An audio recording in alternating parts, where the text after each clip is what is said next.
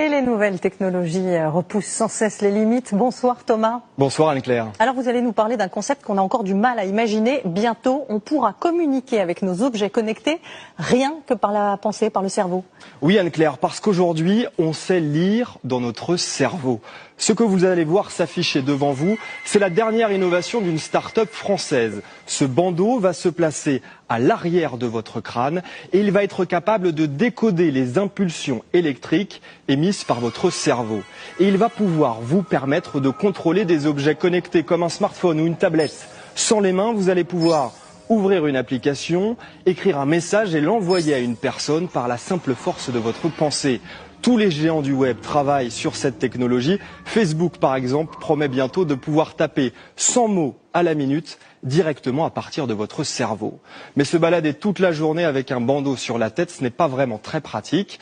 Une solution invisible pourrait bientôt voir le jour, puisqu'Elon Musk, le patron de Tesla, a mis 100 millions d'euros sur la table pour développer ce type d'électrode 2 fois plus fine qu'un cheveu. La voilà, et on va pouvoir les implanter directement sur le cortex à l'intérieur de votre boîte crânienne, et ce afin de pouvoir parfaitement cartographier votre activité cérébrale.